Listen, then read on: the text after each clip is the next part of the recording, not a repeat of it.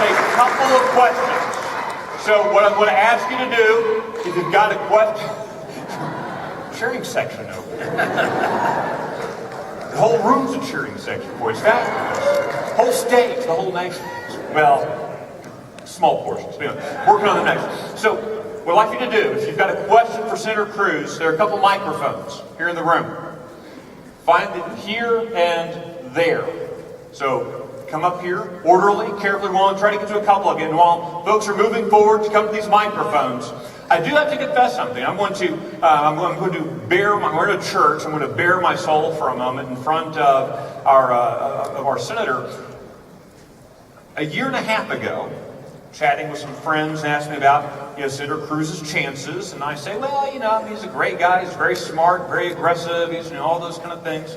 Yeah, who knows what happens? So, but look, the reality is the playbook in the U.S. Senate is someone gets elected. They put on clothing that looks a lot like the wallpaper, and you don't hear from them for 5 years. And I just want to say how glad I am that I was completely wrong about Ted Cruz. And more importantly, I'm so glad that because of the example of Ted Cruz, that old playbook has been torn up, set on fire, never to be reexerted. He has set a new model for the Texas Senate. So thank you, gentlemen. All right, now, I think we have to start with this young lady here who is the future of our nation, maybe our next U.S. Senator. Will you ever become president? Oh!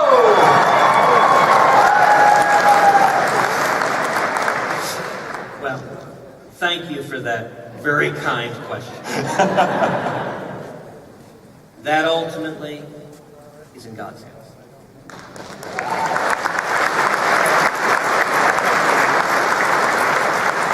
What I can promise you is this, which is that every day I am fortunate to serve. I'm going to do everything I can to fight for you, to fight for your mom, to fight for our 2 little girls at home, and to fight for the great state of Texas.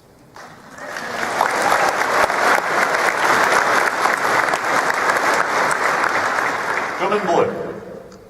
Senator, thanks for being here tonight. Your words are inspiring, and Texas is proud to have you represent us. Thank you. You talked quite a bit about the lawlessness that is our president. The one thing that I'm asking you tonight is to help me understand why all the Republicans in the House and Senate are allowing him to get away with it. There must be some protocol that can allow us to stop the lawlessness, and I'm not seeing any action done to do that. It is a fabulous question, and there are really 2 parts to the question. Number 1, on the Senate side, the most important defender of Barack Obama is Harry Reid. Harry Reid, as the majority leader, has the ability to shut down any ability for the Senate to effectively hold the president accountable. And he has played that role shamelessly. I will tell you, on that point, I am very, very optimistic. I think the terrain is very, very favorable in 2014 for an incredible election year like 2010. And I believe in November 2014, we're going to retire Harry Reid as majority leader.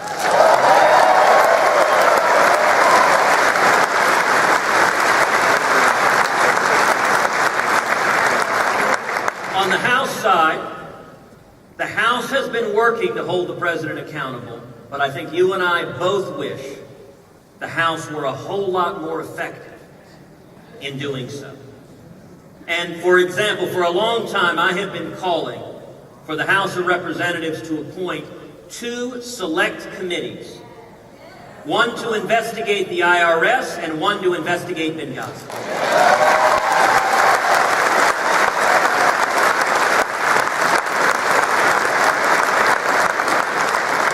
Very briefly, the reason why you might say, well, why does it matter, select committee? Well, what difference does that make? Look, a select committee is the model that was followed in Watergate. Now, preferably, I'd like it to be a joint select committee because I have to admit I would kind of enjoy participating. But a select committee will have a chief counsel who is an experienced prosecutor. Right now, the House has had some hearings, and you have a series of politicians who come in, and they ask questions for 5 minutes, and they get on TV, and they leave. And no one follows up on anything. If you had a chief prosecutor develops the facts and follows them where they may lead. So, for example, President Obama's head of the IRS testified, or rather the White House visitors logs indicate that he visited the White House 157 times. That's more than any member of the Obama cabinet. Eric Holder visited the White House 63 times. During the comparable 4-year period under President George W. Bush, the head of the IRS visited the White House twice. Now, when he was asked at a House hearing, why are you on the White House visitors logs 157 times, his response was, well, I went to the White House Easter egg roll. If you had an experienced prosecutor, you'd bring the head of the IRS in front of that committee with subpoena power and contempt power, and you'd say, okay, we're going to go through each of these 157 times. We're going to look at your calendar, your notes. I want to know who was in the meeting, what was discussed, and why they were there.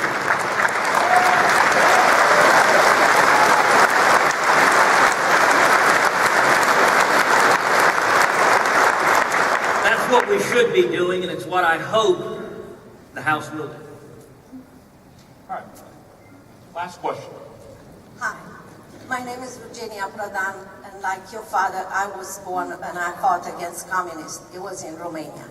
I just want to thank you so much for everything that you are doing. And I want you to know that you were right, that Obamacare is not about care. It's about bringing communists to America. Thank you so much for everything that you have done.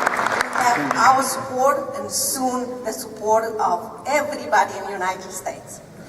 I want to ask you a question. I am a proud mom of United States Air Force pilot and of United States Marine. I want to know, they are under tremendous pressure. Religious persecution, if they are Christians and minds they are, their future pension, and many others. Please tell us what you will do for them, and also please tell us how you want us to help you to accomplish what you want to do.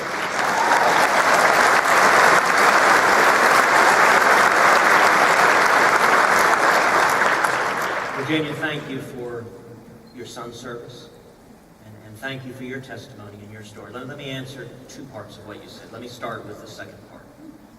I agree with you, the treatment of the men and women in our military under this administration has been shameful and unacceptable.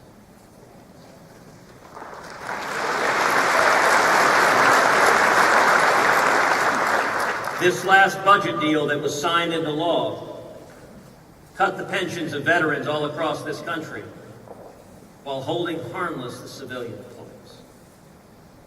That seems to me having your priorities backwards. You know, you mentioned religious liberty. You look at the religious liberty of service members right now. This administration has been terrible. In Alaska, an Air Force chaplain put up a blog posting in which he quoted the phrase, "There are no atheists in foxholes." He was ordered to take that down because that was deemed insensitive to atheists. I thought it was the chaplain's job to be insensitive to atheists.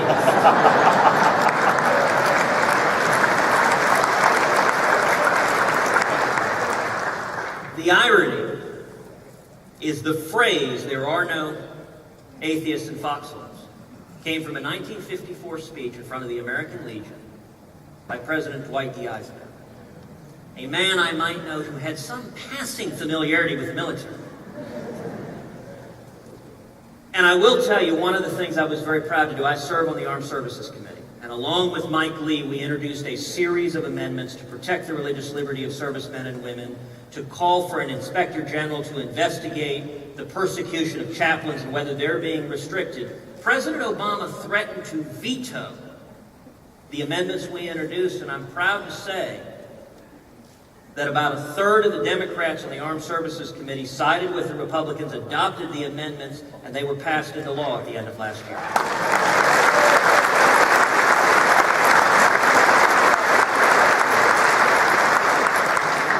And let me now address the first part of your question, the very kind comments you had. As I said, I want to thank you for your testimony. You know, I was reminded as you were talking about coming from Romania, what Bill was saying about the rafts not leaving Key West. Reagan made the same point when he said, if you go to the Berlin Wall, the machine guns are all pointed in one direction. And that's something you appreciate acutely. You know, I'll note, some of y'all may remember the first big Tea Party rally in Dallas. The Dallas Tea Party, April 15, 2009.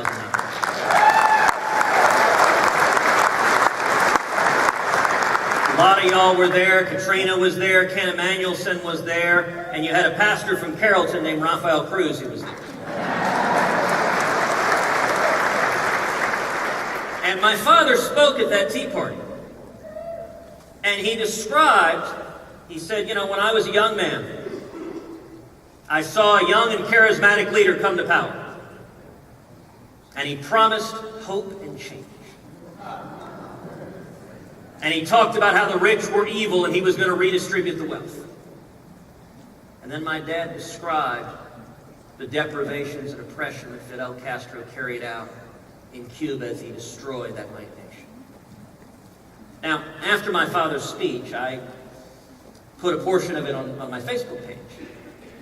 And a left-leaning journalist, although I repeat myself,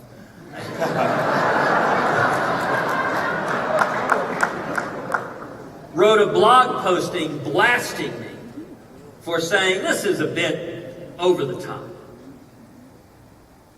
comparing Barack Obama to Fidel Castro. And one night about 1:30 in the morning, I'm sitting there on the computer, I'm reading the comments. I guess I had nothing better to do, but I'm reading the comments. And it's all of these left-leaning folks who are just, I mean, they are hysterical. This is unbelievable. How dare you compare Obama to Castro? I can't believe it. I can't believe it. Go on and on. And I did something I've never done before or since, which is I signed up online, used my own name, and said, you know, I have been reading all of these comments, hyperventilating about my dad's speech at the Tea Party. And I want to make just one simple point. If you look at what my father said, he never once mentioned the words Barack Obama.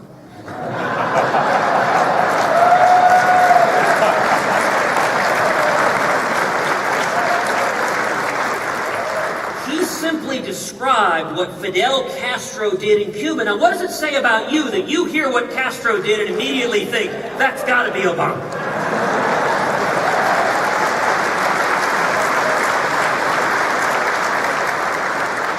And so, Virginia, if I may be a little presumptuous, I want to take the opportunity on behalf of your kids to say thank you. Thank you for coming here. Thank you for giving them a life of freedom. Thank you for making them appreciate how fragile and precious this extraordinary liberty is. And thank you for inspiring all of us.